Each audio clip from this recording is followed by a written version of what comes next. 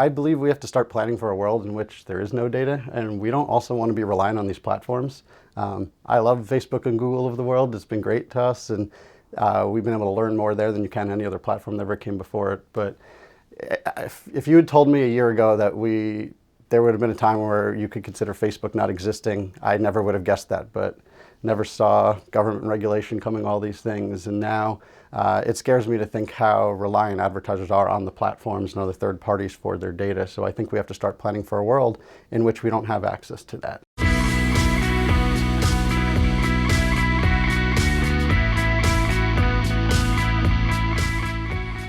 This is Velocitize Talks, and I'm Andy North. I'm joined today by Matt Rednor, CEO and founder of Decoded Advertising. Matt, thank you for being with us. Of course, thanks for having me. Great. Well, let's start with a little bit about Decoded Advertising, a little bit about yourself. Sure. Tell us what's going on. What are some exciting things happening? Sure. Decoded's really a reflection of where things are headed. We're a new breed of ad agency that's combining the best of creative media and commerce, really trying to help big brands out there operate more like successful D2C companies. We think that's really what they need in order to help future-proof themselves from being disrupted. They need to operate more like the way some of the successful D2C companies are, and we're helping them do that. We've all had typical traditional big brand experience, and then the last 5 years as Decoded started, we worked with the likes of the Dollar Shave Clubs of the world, helped launch them, and we've been able to learn a lot from those companies that we want to apply back to the companies we work with, like the Visas and the T-Mobiles. That was a fantastic campaign. That's the way I would pitch it to clients, the way I would actually pitch it to people that work here. Decoded is really just a big research experiment. And that's really what we're all about. We're really just a band of misfits that have come together that are all inherently curious to really figure out the whys behind advertising, driven by a culture of thoughtful ignorance that really drives us, that comes around, that we just want to ask a lot of questions, ask why a lot. Whereas in our previous agencies, lives, companies, we were told to stop asking why. We encouraged to ask why and really dig to really get behind the why things work, what makes advertising work, what makes behavior change. And that's really, what we all kind of gravitate and have come together around. And that's why what our mission really is to try and do for behind the scenes is to try and really figure out and be the money ball behind advertising. Expand on that. I found that interesting that Decoded is to creativity as Moneyball was to baseball. I personally am a huge sports fan, so I've been inspired by a lot of the analytics that have driven sports, starting with baseball, but mainly lately basketball and football. And we just believe there's a smarter way to do advertising. We kind of, when we came together, believe that there's an epidemic failure in this industry by people running the major marketing organizations to really understand what's going on. In terms of what makes their stuff work, why it's working or why it's not working. And we really want to help solve that. In the same way, in sports and a lot of other industries, they've been able to use analytics and data to really help get smarter. We believe we could do the same in advertising. Nothing in advertising was ever set up with proper research design and clean data. So nothing was ever able to be compared and truly analyzed. Everyone had different KPIs or objectives, so it's not apples to apples when you're making comparisons. And so we wanted to try and simplify that and try and be able to figure out how we can actually compare and figure out how to make our ads better. An analogy of basketball, they take a whole bunch of shots all around the court all season long, then they can analyze where they're a good shooter and where they're a bad shooter. We haven't never been able to do that in advertising because we never thought about it that way. We need to take a whole lot of shots from all over the court to figure out where to shoot better. So we have established a way to do that where we are much more experimental in what we're trying to do, knowing we're trying to experiment from shooting all over the court so we could figure out where we're best at and where we're not best at, and that's where we should move to and help make clients more effective and efficient that way. You talk about data, obviously being sort of the underpinning of any good campaign. How can marketers navigate that minefield, if you will, when it becomes to privacy issues and so forth, and yet still extract the data that they need? Totally. It's funny, we went from like a data-starved world to a data-drowned world recently. What I preach in my company, it's actually a misnomer to call us data-driven. Everyone's job in our company is actually to create data. And so we believe in creating data from scratch and creating data for our clients because it's way more valuable for them to own their own data. And you can create your own data if you set up proper design, again, and experiments that you want to set up in order to learn and track how people behave with the different ads and the different journeys we want to take them down with our content. based on using the right mix of our creative with the right media buys against certain audiences.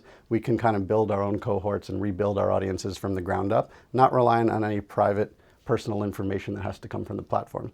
I don't care anymore if you're an older man, 65, or a young woman, 18. Being able to segment that way isn't as important anymore because those people sometimes have the same commonalities in terms of the same message works for them.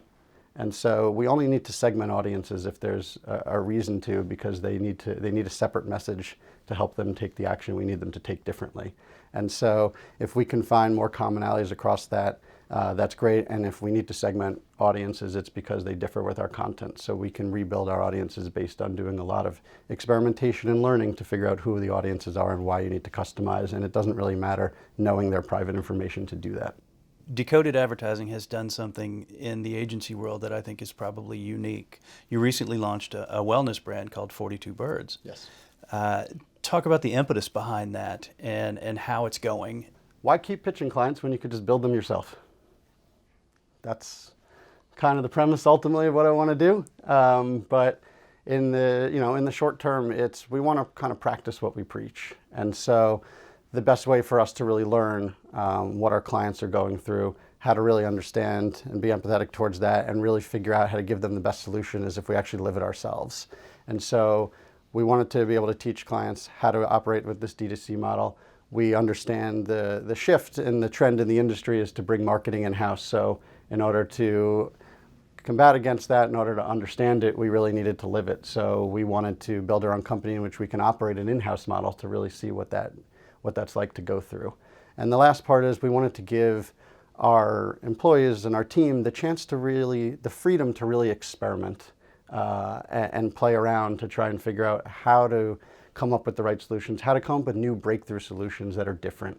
Because a lot of what you see in the DDC space right now is it's so vanilla and the same. Everyone's following the same approach and copying what Dollar Shave Club did, what Warby Parker did, what Harry's did. And you go outside now, it's the same approach for every single e-commerce company. You're going to see their Kickstarter video, which is just a glorified demo. You're going to see the same style billboard on the subway promoting them. Then you're going to get hit with the box shot on Facebook and Instagram. And so they live in this performance-driven world, which is a lot of high pressure, and they need to measure sales every single day. And so they don't have the tolerance to truly experiment because their business might get affected that day. And so we wanted to give, again, our team that freedom and the agility to kind of experiment with a little less pressure, where I'm probably not going to fire them the next day if it's not going as well, to really try and come up with some breakthrough things. And it's allowing us to learn e-commerce world, to learn Amazon and Shopify, better than if we just went to Amazon, called them, asked how we should do this, watched how to do this, brought in an expert to teach us how to do this, and then go out and pitch our clients and say that we're experts in it. That's foolish. Every agency tries to say that, but they don't ever really operate and understand and manage the full funnel experience of what it's like to actually be a client and own the product from soup to nuts. And now we're getting to do that. Why a wellness brand? Were you interested in finding out sort of that purpose-driven customer and the eco craze that's been going on for a while? Both. Me and my partner, we're fitness pros. So again, back to Moneyball, we're big sports people. We're big into fitness and healthy lifestyles. And so that was a category we were passionate about. Also, there's a lot of innovation happening in that category right now that excited us. Things like seeing Peloton or the Mirror. So it seems to be a pretty fast-growing hot space in terms of where innovation is still happening. Also, we felt like there was a need in the marketplace that we were able to fill, being able to come up with cork-based products that actually filled the need there. And so we were excited to do that. Yes, having purpose behind the brand and having a purpose-driven brand we also thought was really important. That's one of the keys that we think to a long sustaining brand that we would preach to any of the clients we're doing big brand positioning and strategy for. So we were excited to be able to build that in from the start. In an era of programmatic advertising, you took somewhat of a risk. You launched Decoded Advanced Media, which, damn, I love the acronym. Talk a little bit about the impetus behind that, why you launched it, and how's it going. We needed media. Again, what we realized is that we needed the feedback loops from all three places of the funnel, but we needed the feedback loop from creative, we needed a feedback loop from the media, we needed a feedback loop from the commerce and the lower funnel stuff in order to inform each other. The more we can get data feedback loops from each of those, the better they can make the other side, and then the more insights you can get from that to fuel the other side. And so in order to make creative smarter, we needed to be running the media in a certain way to get the insights that we needed. And we found when we were first creating the creative that none of the media companies that we were partnering with could really keep up with what we were asking for. We handed over 15,000 ads and said, we need this run. They didn't really know what to do with that at first. We needed to get clean data back to know which is really working or not working, not let an algorithm take over from the first second and bias the data. So like we needed somebody to design media buys with the rigor of proper research design. Most media buyers weren't used to having to do that or weren't sure how to do that yet, or didn't want to put in the effort, the extra time to figure out how to do that. And so we realized we needed to kind of bring it in-house and figure out how to build out that capability in the right way. And the last part was media as a kind of offering right now in most of the traditional media companies. The unspoken kind of secret is it's really commoditized at this point, which is kind of what you're referencing, why a lot of the technology could take over, because the traditional media levers by themselves are only responsible for about 20 to 25% of performance gains right now. The biggest opportunity for performance gains and optimizations comes from creative. It's around 75% of the optimization opportunity. So most of the media companies can't influence creative. And that's why a lot of the media people that came over to me from some of the traditional media companies, they came knowing they could no longer do their job because they couldn't influence the biggest optimization area they had to, and they wanted to be in an environment that they could. And we allow the media team the opportunity to be able to influence creative because they've been able to learn it in our environment. They're truly integrated sitting with creatives. They know how to speak the language now, and they know how to design to help breed more creativity. And so they're able to influence creative in a way they could never before. Our creatives love being able to work with them to get the data that they need to make their creative smarter. And so it kind of works with a really beautiful synergistic yin and yang to really increase the effectiveness and efficiency of our ads. That's exciting. Well, now the hardest question of the interview, are there any books or podcasts or blogs that you would like to recommend to our viewers?